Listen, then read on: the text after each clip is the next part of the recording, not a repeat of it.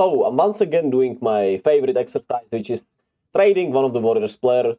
And I mean, not to every team, but we'll look through every team there is in the league, and we'll talk about, or I'll talk about my feelings on every team and what we could get for Wiggins, or how I feel about what I saw on the internet and what I think is realistic.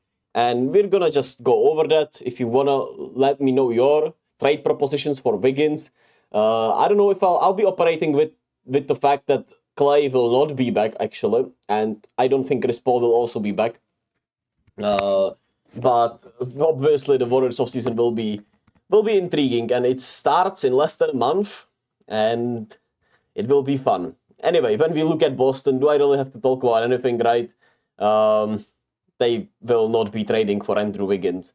I don't know, unless they get swept and the Warriors would give them... Yeah, I'm not even gonna entertain some bullshit here. It would have to be a bullshit trade if we were to trade Wiggins here, right? Because, I mean, it doesn't make sense positionally unless they get rid of Jaylen Brown. But, I mean, they would obviously be able to get better offers for Jaylen Brown. And there's just no trade to be made with the Celtics for Andrew Wiggins. Obviously, if they weren't to resign Derek White, which they 100% will, you would love to try to get Derek White, especially if Clay is leaving, but those are just pipe dreams at the end of the day. Now, towards the Knicks. Here, seems also highly unlikely. There is a chance that OG Anunoby could leave the Knicks because he is a free agent and he'll be testing the free agent market. I'm pretty sure that those were the reports. And if he doesn't return, the Knicks certainly could be entertained by Andrew Wiggins to, play the OG Anunoby role for them. He's obviously nowhere near the defender OG Anunoby is, but he's also more durable. He's a better shooter, or at least he should be, even though obviously Wiggins is still lower motor. But it would make some sense for them then, right? But then who would the Warriors want back from the Knicks, right? Would you bring back Dante? That's highly unlikely. Isaiah Hartenstein is a free agent. He would be lovely to get, but he's a free agent, like I said, so that would have to be a sign and trade, which certainly is possible. And I guess it would have to quite literally be for Julius Randle, which I thought about, right? If you wanted to get a quote-unquote all-star, you would give up Wiggins and I guess Moody and some picks. Could that get you Julius Randle with the way they play without him? Obviously his playoff history, maybe not. But I'm not even gonna entertain it. I'm not even gonna entertain it, and I'm entertaining. I'm just gonna check if it makes sense financially. Can it make sense? Yeah, it makes sense. But at the same time, the Warriors need to get under the luxury tax anyway, which obviously without Clay's and Chris Paul's salary is going to happen. But it's pretty much said that if we are once again on the second apron, we'll be pretty much unable to make trades, which I just found out. Which is intriguing, but TJ McCollum and them did a really good job of nerfing the Warriors, that's for sure. Hashtag parity. Anyway, to the Bucks, the one trade that makes sense here is Andrew Wiggins for Bobby Portis once again. You would get bigger. Bobby Portis is a gamer. He's obviously nowhere near not a point of attack defender like Wiggins is, but he gives you size. He is a player that could fit next to Draymond in the backcourt. I mean, in the front court, obviously. And it would open up the spot for Kuminga to play small forward, obviously. So, that could make sense. I also thought about Brook Lopez. If, you could trade Wiggins for Brook Lopez, but at the same time, I would not want it because I think Brook Lopez, his regression this year was really rough. Even though, on paper, he would fit a need at the center spot, right? And he could stretch the floor if he's, still shooting the three ball. Seems like a solid fit next to Draymond. But he's obviously very old, and I don't think it would make sense for the Bucks to trade Brook Lopez for Wiggins here, unless they wanted to just play Giannis at center the whole season. Just a thought. Other than that, I guess it would have to be Portis for Wiggins, and we would have to obviously match the salaries, which Yeah, 13.6 million, which is just really rough. The Bucks have, obviously don't have the salary, so it would have to be Wiggins for Portis, Connaughton, AJ Green, Martian Beauchamp, essentially, which I don't think is gonna happen anyway. With some picks. Financially, they would have to work it out, which I don't want to. Those are just my thoughts on the trades we could make with the Bucks. With the Cavaliers, that is obviously a lot of turmoil. I've already made a video about Jared Allen. We stand on that. I don't think we need to get over that more. If you wanted to get Darius Garland, I guess you could try that. Donovan Mitchell. If Clay leaves, could you get Donovan Mitchell? I guess you would have to give up Kuminga in that trade, which would make some sense, right? You would have Steph with Donovan, even though the defense in the backcourt isn't there, and it would be obviously a very upgraded version of Garland and Mitchell, but you would have to throw in, I guess, obviously some picks even. So that would make some sense for us, but I'm not sure for the Cavs, right? Unless they really valued Kuminga and they valued our picks a lot, which they could. It would make some sense, I guess, especially if Clay leaves. But we're obviously missing Jared Allen, which if we got Jared Allen with this also, it would obviously be sensational, right? Steph, Donovan, Wiggins, Draymond, and Jared Allen. That would be a great team, or at least on paper it should be really solid. But those are pipe dreams and not realistic trades. And I already did the Jared Allen trade. You can go watch that video and my thoughts on it. Then we have the Orlando Magic. That is obviously a good opportunity. A good chance Clay can go to Orlando as a free agent. And I don't think it makes sense for them to trade for Wiggins. Obviously with Paolo, Franz Wagner. Now they have also John Isaac. If they wanted to trade John Isaac for Wiggins, would you want to do that? Obviously, Isaac is great defensively, but he also is nowhere near the offensive threat that Wiggins is, and the health is obviously a huge issue.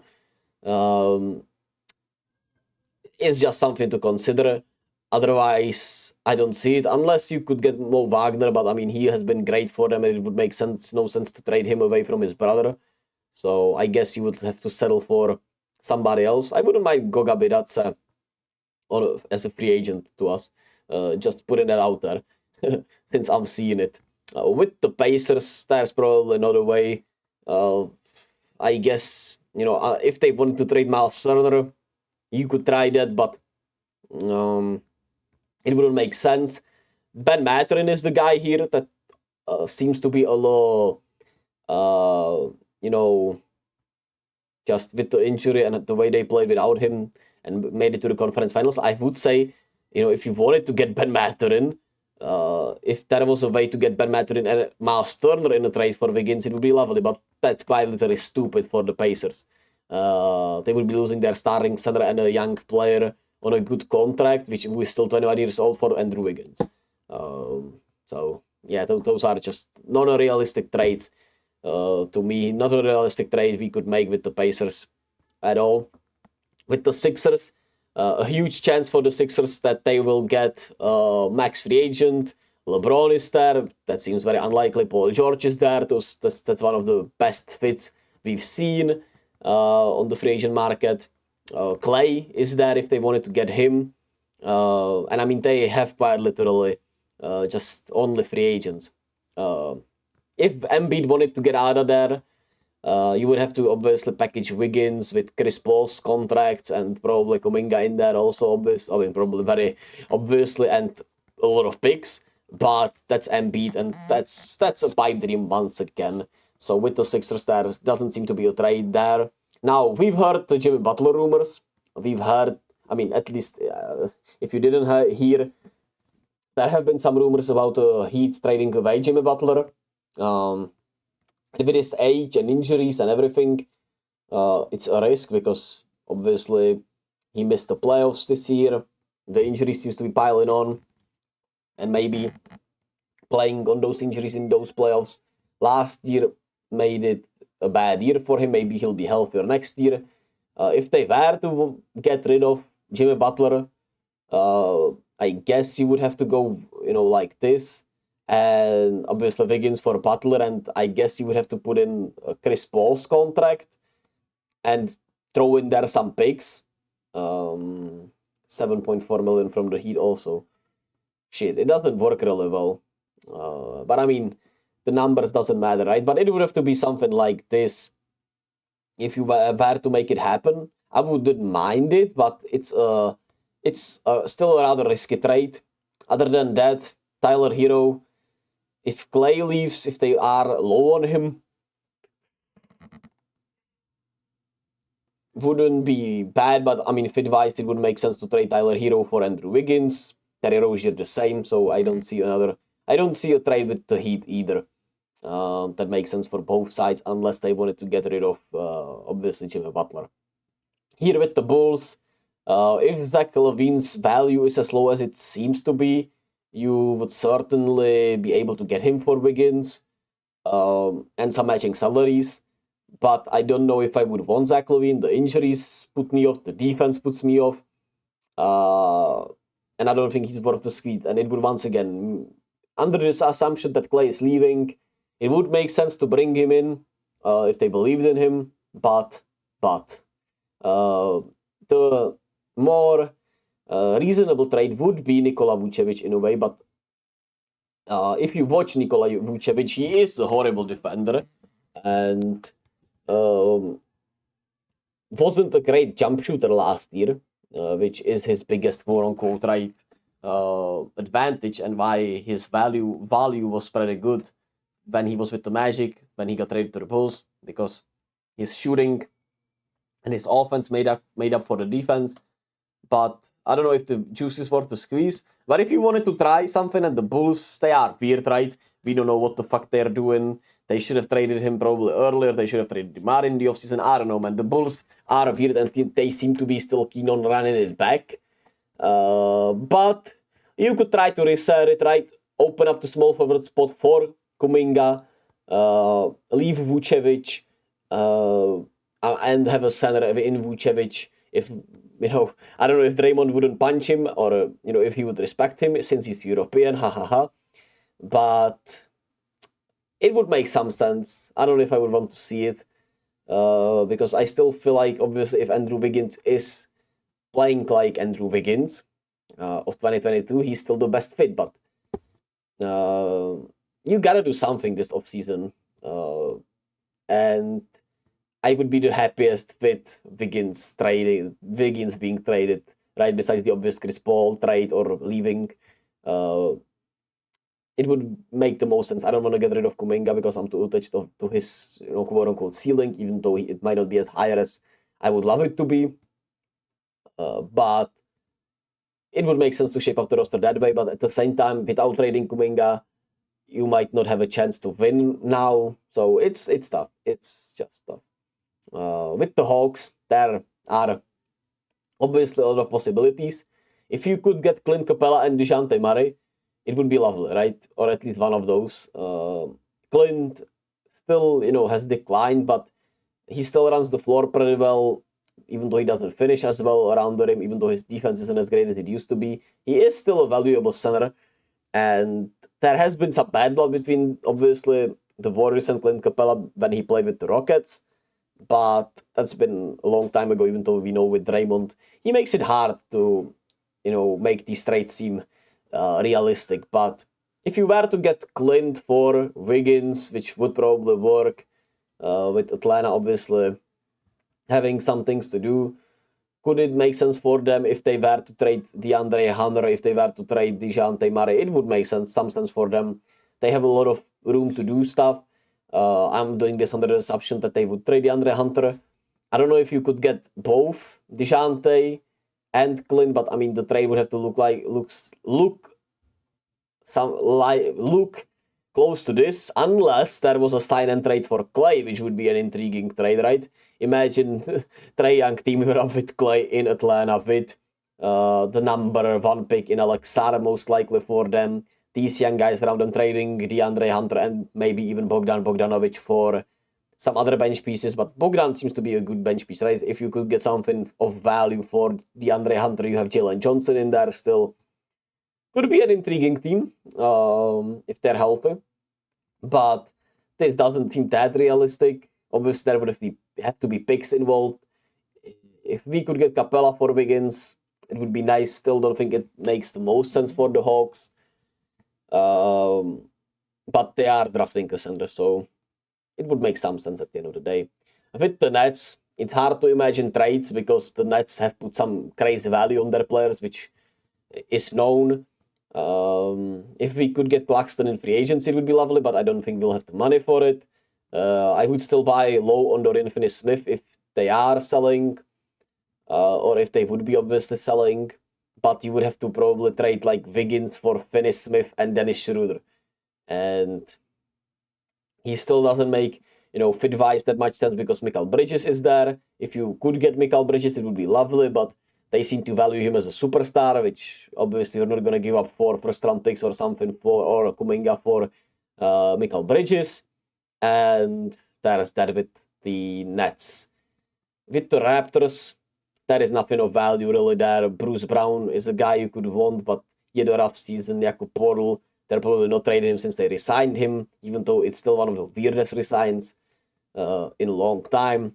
Doesn't make sense. Even though obviously Wiggins coming home to Toronto would be great for him, but it would have to be a sign and trade with Gary Trent Jr. I don't know if I would love that because he's another 6'5", right, guy. Even though he's a shooter, he's not a defender that Wiggins is. So yeah, I don't see it. I don't see it with the Raptors. Then with the Hornets, yeah, I don't even have to look at their team. With the Wizards, obvious trade for Kyle Kuzma. If you could get him or Danny Avdija, I would love Danny Avdija. I wouldn't mind that actually. But how would the money have to work? Oh, it actually works even like that. Would you give them? I don't know if they would want to pick how they value Avdija, but I wouldn't mind this. I would not mind Avdija for Wiggins. Straight up. If I don't know the values. Obviously, he's very much younger, and it somewhat doesn't make sense for them to sell on a 23-year-old. It doesn't make any sense for them to sell on Avdija for Wiggins when they're not in a win now mode. Even though I don't know if Andrew Wiggins is a win now player anyway, it would obviously make much more sense to trade Kuzma for Wiggins if you could get a Moody in there maybe and a first rounder or a first rounder. I don't know. Because they would probably still want at least Moody, right? To have a young player for Kuzma, because trading straight up Wiggins for Kuzma seems kind of stupid for the Wizards. But they're the Wizards. With the Pistons, yeah, there's nothing. There's also nothing. And now we can go to the Western Conference. OKC, another team in the Clay sweepstakes. Really nothing there. They have they're not trading any one of these players with the Nuggets. Could they want Wiggins? I don't think so, right? It would have to be position for position. They're not trading Aaron Gordon, that's for sure. Unless they were willing to give up on Michael Porter Jr. If you could give them Wiggins and I don't know if they're maybe GP2 off the bench as a defender. But I mean, you would maybe be helping the Nuggets with that way, right? If you gave them Wiggins and GP2, if you value them well. Former MPJ, who obviously has more upside as a shooter, while obviously not being a great defender, he's a better rebounder and better offensive player 10 times than Wiggins. But with the Warriors' defensive issues, I don't know if obviously bringing Michael Porter Jr. for on paper 2 best defenders makes sense, even though GP2 his defensive value is much lower because of his ability. I mean, availability, not ability. Sorry, GP, man, I love you. But it's unfortunately the truth. Reunion with the Timberwolves doesn't make sense unless we were to trade for Evan Turner. That's a hilarious one. But, I mean, sign slow-mo, fuck it. The Clippers. I mean, if Paul George leaves, there is a trade there to be made with Norman Powell, which makes sense financially, gives you a replacement for Jordan Poole, quote unquote, off the bench with a microwave, really reliable scorer, while the Clippers get Paul George, Walmart, or Light, even though Andrew Wiggins is NBA champion, but obviously at this time and stage of their career, it's something obviously very different, but this could make some sense if you wanted to just at least reshape the roster in some ways. I know Mavs, I think Mavs would be a tremendous fit for Wiggins, playstyle-wise, but there's nothing as a Warriors, if you're the Warriors, you want from the Mavs, and I mean, they retooled their roster in the finals. Seems highly unlikely they would do this, or, Warriors would get anything of good value of that, unless you valued some first-round picks from them, if you could get it with Josh Green, but yeah, the contracts there doesn't make sense, and what I just said even more doesn't make sense. Phoenix makes 0 sense, unless obviously the Kevin Durant reunion, which you would have to trade Wiggins, Chris Paul back to the Suns for KD, and you would still have to cut $5 million from there, which means Nasir Little, and you would have to throw in like 5 billion picks, but we know that the Suns are not doing it because of who is their owner, obviously. And I mean, I would not do it anyway. If, I would try to make it work with KD no matter what, unless he was explicitly unhappy once again. But wouldn't that be a bad sign anyway? Even though in the Warriors we know it worked. Brandon Ingram, a player you could get maybe here for Wiggins, but you would probably have to throw in Kuminga. You would probably have to throw in maybe Looney. Looney would make some sense here, but I mean, could you get this while Brandon Ingram's value is low, buy low on him, play on the upside? His defense was a little better this year, but he's pretty much Andrew Wiggins, in terms of motor and in terms of the intensity sometimes. He's even, obviously not as healthy. He misses a lot of games throughout the season, or at least in my head. It's a possibility. Other than that, you would obviously love to get Herb Jones or Trey Murphy. But that's probably not happening because they value them too much. The Lakers, that ain't happening unless you were able to get somebody of the stars, but it ain't happening here. With the Kings, I guess it would make sense if they wanted Wiggins, but I don't think a Kings Warriors trade is in the books. They don't have anything of value unless you wanted to take Harrison Barnes back, which makes no sense either. It would be another flat move. And there's nothing here with the Kings either. With the Rockets, unless they wanted to trade Dylan Brooks straight up for Wiggins, I guess, but another team where it doesn't make sense. They'll be, hunting for a star or for an upgrade next year, with the hopes that their younger guys get better. And I don't think Andrew Wiggins would be one of those people they would want. With the Jazz, obviously, Lauri Markkanen would be a lovely, lovely addition to the Warriors, but it would have to come with some picks. Danny Ainge would obviously not want just Andrew Wiggins. You would have to throw in Kuminga most likely if you wanted to get him. Would you be willing to do that? Maybe, maybe not. I don't know. With the Grizzlies, there's nothing there unless Marcus Smart is an option, but you would get much smaller, and it wouldn't make sense either. Spurs, if they are low on Keldon Johnson, maybe they would want to give him up for Wiggins, who might be a more win-now player next to Wemby. Maybe he would be revitalized next to Wemby, even though we know his motor is not high, but it could make some sense. And then the Trailblazers, there are obviously possibilities with Jeremy Grant, if you were to try to get him, but he has explicitly been happy with Portland, right, being like a quote-unquote number one option. Now he would have to be going to a second option most if Clay leaves. If Clay doesn't leave, second, third option, or that might be Kuminga. You would get bigger. You would get some more. You would get some defense on the perimeter, but I don't know if they would trade him or if he would want to be traded here. how many picks you would have to give up for him. Would you buy on Ayton if they were selling low on Ayton for Wiggins? Opens up the small forward spot for obviously Kuminga. You would get a center that is 25 years young and has some experience, still has some untapped potential, was the number 1 pick. Brogdon, Robert Williams are another, some other good options that would fit, but the health is a question with them. And I guess unless they were trading like Shaden, Scoot, and Anthony, it makes no sense. Shout out Alk. But I don't think they're trading any of them, and it doesn't make sense for us to want them either. Unless, I mean, I wouldn't mind buying Glow and Scoot, but they're obviously not trading Scoot in his second year. Like, come on, dog. Shout out Alk, man. I like that he's coming up with something crazy. But those are my thoughts on the Wiggins market or on the market in general. It's going to be intriguing how the Warriors operate and how the overall market operates. Obviously, there are some chips to fall.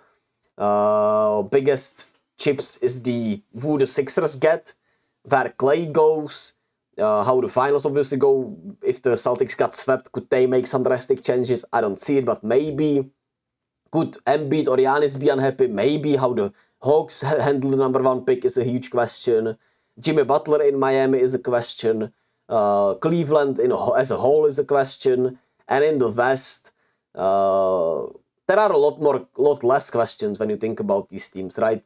It's all about the role players there, besides the Suns. But I mean, I don't think anyone thinks the Suns are trading some of their stars with the way Matt Ishbia has operated. So those are my thoughts on the trade market and on trades in general, in a Warriors perspective. Let me know your thoughts in the comment section. I did go pretty long with this, so I would be greatly appreciate some feedback if you have it. Anyway, that's it for trade season right now. We'll obviously be back with more trade season updates and everything once it rolls around, once something starts happening after the finals, and I'll be covering it as much as I want and as I can.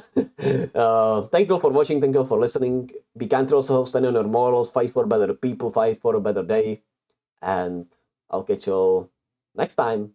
Finals in 2 days or 3. Bye.